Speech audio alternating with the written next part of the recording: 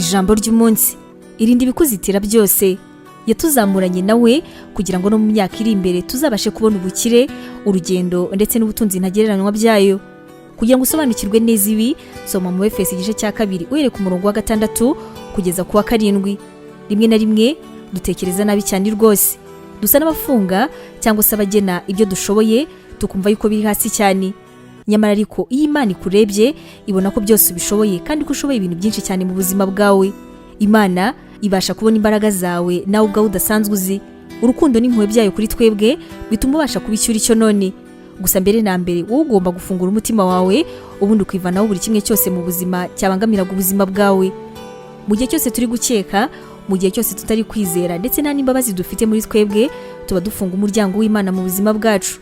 Muri Mariko igice cya 6 havuga yuko hari ibice Yesu atakoreragamo imirimo kubera kutizera ko babaga bahari.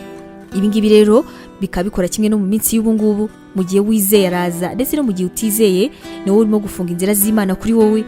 Gusa ariko mu gihe ubikoze mu bundi buryo ukizera kandi ugaha umwanya Imana, urimo gufungura imiryango kuri yo, urimo gutuma urukundo n'ububasha byayo byinjira mu buzima bwawe.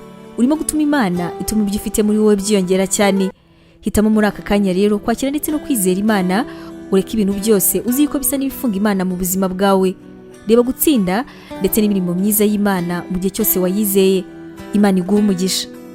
Ubu butumwa mwabuteguriwe kandi mwabugezwagaho na Nibintije Evangelical Ministries International, ariyo mu magambo ahinnye izwi nka NEMI.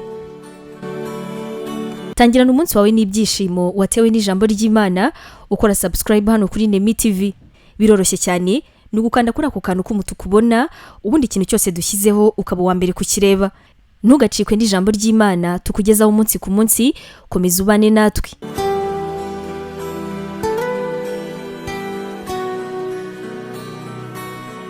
Waba utekereza ko wahamagariwe gukora umurimo w'Imana? Wifuza inyigisho zacu se zisohoka buri munsi zagufasha mu buzima bwawe, cyane cyane zigukomeza mu bibazo? Umva wifuza kwiga ibijyanye na teolojiya, ukamenya ijambo ry'Imana, intwaro yagufasha mu buzima? Duhereye kuri iki kibazo cya nyuma, niba igisubizo cyawe ari yego, ngufitiye inkuru nziza cyane. Iyi nkuru nuko tugufitiye ishuri rya teolojiya kandi wigira ku buntu. Mu ishuri ryacu harimo porogaramu zitandukanye zirimo nka pastoral studies, aribwo buryo wakwiga kuba umuvugabutumwa mwiza cyane. Tugufitiye kandi biblical studies, ariyo masomo atandukanye ya Bibiliya, ndetse na Christian counseling, inama za gikristo zifasha gukomeza imitima. Kugira ngo usobanukirwe biruseho, wasura urubuga rwacu arirwo wa@nemibibleinstitute.com, cyangwa se nanone ukaba watwandikira kuri WhatsApp kuri izi nimero 141 232 650 wanatwandikira kandi kuri email yacu ariyo nemevangelism@yahoo.com. Imana iguha umugisha.